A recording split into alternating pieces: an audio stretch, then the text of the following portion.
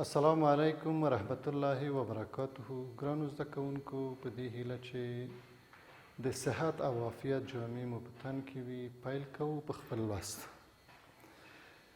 د لوست څخه دمخه تاسې به کورنۍ دنده ضرور راوړئ مو ده، حتما یې راوړئ او همدارنګه غواړو چې په تېر لوست باندې رڼا واچوو. ګرانو زده کوونکو، ستاسې تېر لوست د څه شي په هکله و؟ د پاڼو او کوم ډول پاڼې؟ ساده او مرکب پاڼې. ساده پاڼې کومې پاڼې دي؟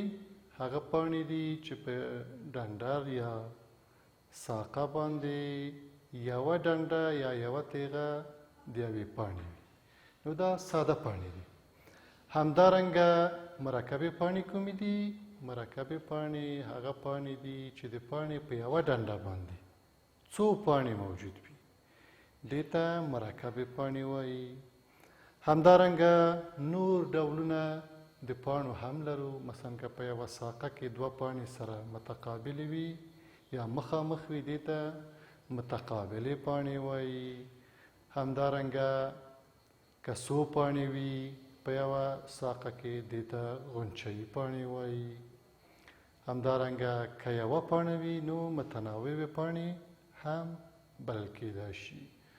همدارنګه موږ او تاسو وویلې چې پاڼې د نبات یوه مهمه برخه ده چې د غازاتو یعنې د کاربن دای اکساید او د اکسیجن د تبادلې او د غذایي توکو د جوړولو فابریکه ده. نو په نبات کې پاڼه ډیره مهمه برخه ده. نن به زموږ او ستاسو لوست د څه شي په هکله وي ګرانو زده کوونکو؟ تاسې به دغه ساختمان لیدلی وي.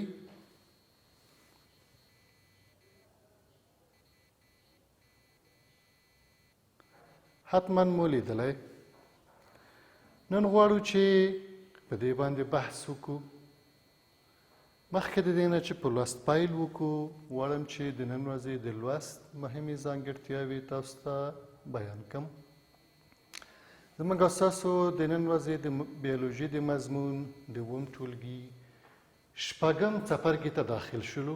په شپږم څپرکي کې به انشاءالله د نباتاتو ډیرښت یا تکثر تر مطالعې لاندې نیسو، چې د نن ورځې لوست مو خاصتا په تخم لرونکو نباتاتو کې جنسي ډیرښت دی یا جنسي تکثر دی، چې د کتاب مخه مو 50 او 54 پورې دی. 22 لوست دی. د لوست د پیل څخه مخکې د لوست موخې غواړم چې تاسو ته بیان کړم.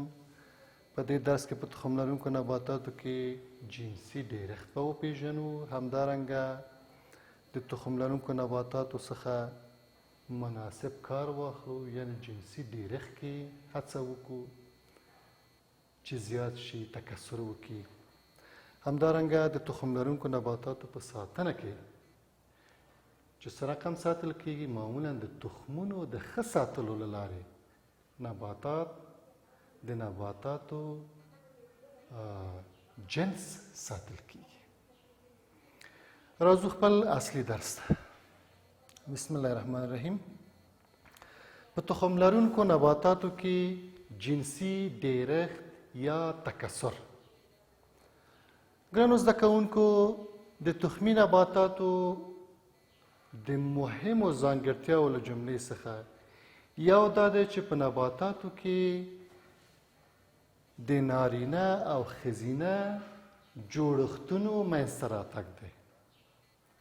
یعنې نباتات مخکې له دې نه چې تکثر وکړي، جنسي جوړښتونه رامنځته کېږي. مذکر جنسي جوړښت او مؤنث جنسي جوړښت. چې د مذکر د جنسي جوړښتونه ګرده تولیدیږي، چې هغې نه بیا سپرم تولیدیږي،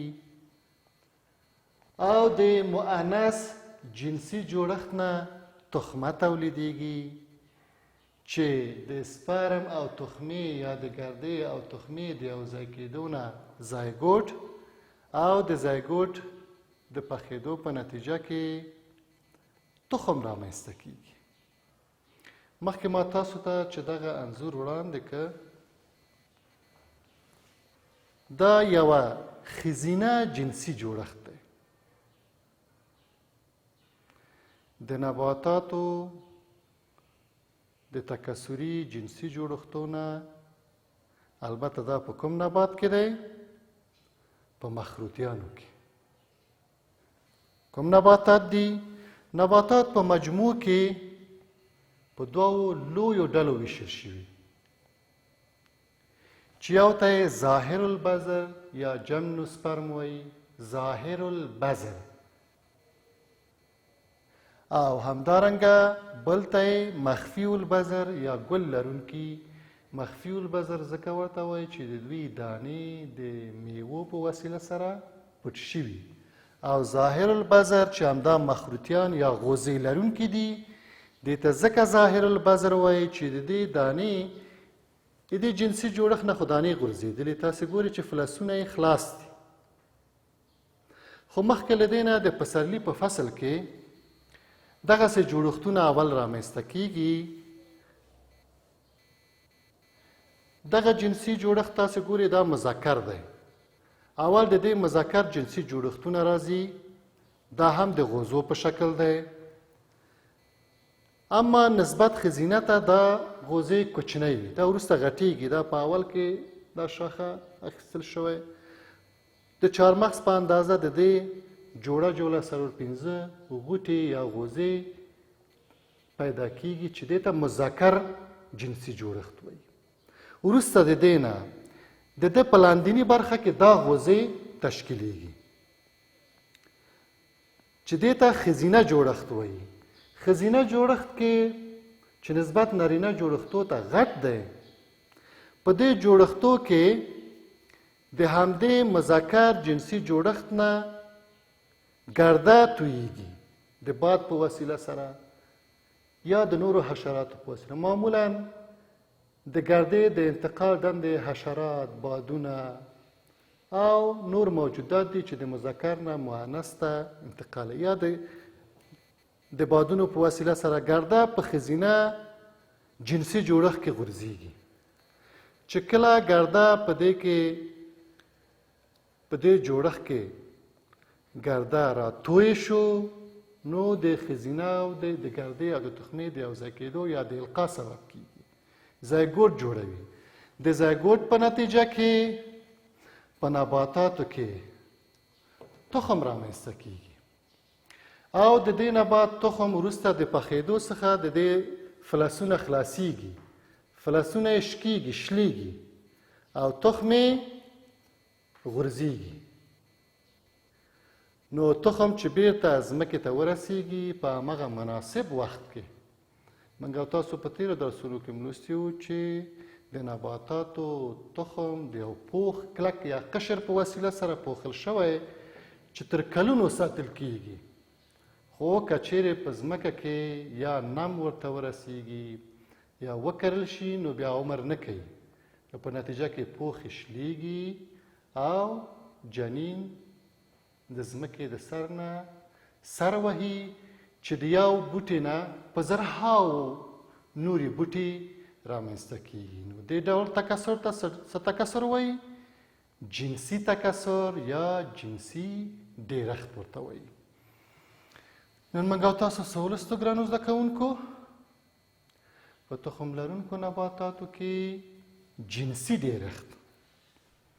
نو جنسي ډېرښت یا تکثر څه وخت صورت نیسي؟ کله چې په یو نبات کې د نبات جنسي غړي رامنځته شي، یعنې مذکر جنسي غړي او مؤنث جنسي غړي، او د مذکر جنسي غړي نه چې معمولا د نبات د مؤنث جنسي غړو د پاسه وي، ځکه چې ګرده باید لاندې وغورځېږي. یعنې داسې نشي کېدی چې مؤنث جنسي غړي د پاسه وي او مذکر لاندې وي، ځکه د مذکر جنسي غړي نه ګرده تویږي په مؤنث جنسي غړو کې. لکه تاسې په جوارو کې که لیدلی یو، ځکه جوار زموږ او ستاسو د قد په اندازې دي، هغه پاسنی د پنجې په شکل باندې چې دی په جوارو کې، هغه مذکر جنسي جوړښت دی، او د جوارو په توکه کې چې تاسې وینئ خصوصا هغه ویښتان چې لري د دې ویښتانو د پاسه ګرده غورځېږي، زیړ رنګه ګرده دی او دغه هر ویښته د جوارو د دانې سره په تماس کې دی. یعنې که چیرې دغه پنجې نه وي په جوارو کې نو مذکر جنسي جوړښت نه وي، نو جوار توکه د جوارو توکه به تش وي او دانه نه نیسي. نو دغسې جوړښتونه په ټولو هغو نباتاتو کې چې هغوی جنسي مذکر او مؤنث جوړښتونه دي د دې په وسیله سره دانه تولیدیږي او دې تکثر ته جنسي تکثر وایي. او خاصتا په هغو نباتاتو کې چې ګل نه لري لکه مخروطیان، په دې کې ځکه محدود دی دغه جنسي ډیرښت چې دوی ګل نه کوي، نو ګل چې نه کوي حشرات هم ډېر ورته نه راجلبېږي.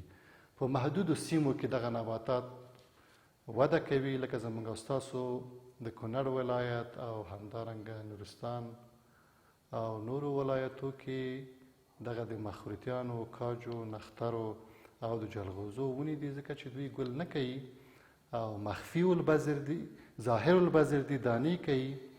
او هغه چې ګل وکړي نو ګل لرونکي نباتاتو ته حشرات ډېر راجلبېږي، نو د دوی کورنۍ ډېر پراخې کورنۍ دي، انواع او مختلف اقسام لري.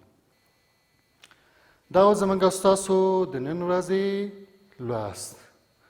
اوس غواړم چې تاسو ته کورنۍ دنده در وسپارم. تاسې خپلې کتابچې پرانیزئ ګرانو زده کوونکو.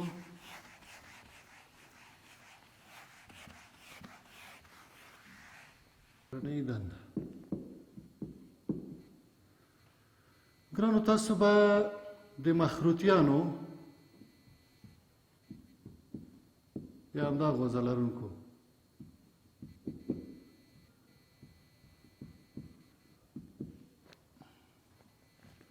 مذکر او مؤنث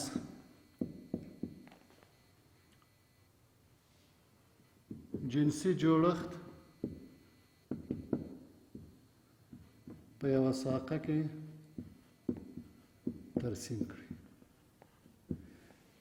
د همدې غوزې چې ما تاسو ته وښوده په یوه ډنډر یا ساقه کې به جنسي مذکر جوړښت او مؤنث جوړښت ترسیم کړئ او نښه وکړئ چې دا مذکر جوړښت دی او دا مؤنث.